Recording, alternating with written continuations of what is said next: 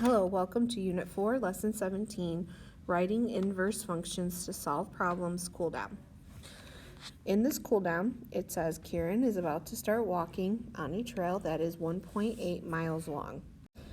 In his past hikes on the same trail, he had walked at a constant rate of 2.4 miles an hour, which is 0.04 miles a minute.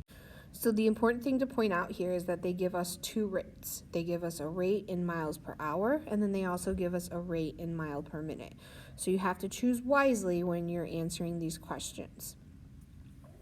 So question 1 says, what is Kieran's remaining distance on the trail after 10 minutes of hiking? So because we're dealing with minutes, I know that I'm going to be using the rate of 0.04 because that's how far he was able to walk in a minute. So they want to know the remaining distance. So first I have to figure out how far did he actually walk. And to do that, I'm going to do 0.04 times 10, which is 0.4. So I know he walked 4/10 of a mile. From there, I need to subtract this from the length of the trail, which is 1.8. And 1.8 minus 0.4 is 1.4. So we know he has 1.4 miles left. Question 2 said, after how many minutes of walking will Kieran have 0.2 miles left on the trail? So this one we're kind of thinking of an inverse way. We know that Kieran has 0.2 miles left on the trail. We want to know how long he's been walking. Well, to calculate that, I first need to figure out how far did he walk.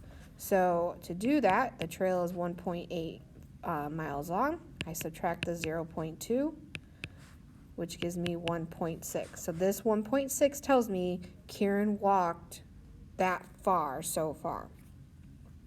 The next step is I now have to divide this by the rate. And that's because in the previous problem, we were starting with time and figuring out distance. But when you're starting with distance and figuring out time, you have to divide. 1.6 divided by 0.04 is 40.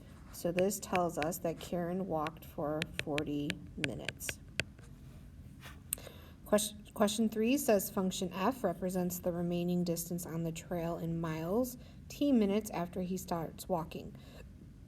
Write an equation to represent this function.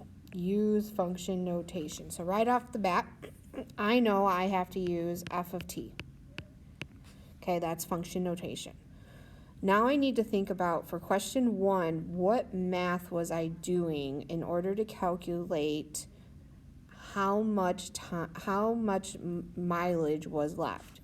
Well, the first thing I did was I took the distance or the time that Kieran was walking, and then I multiplied that by 0.04, and then from there I subtracted that value from 1.8. So I would write that as 1.8 minus 0.04 times t.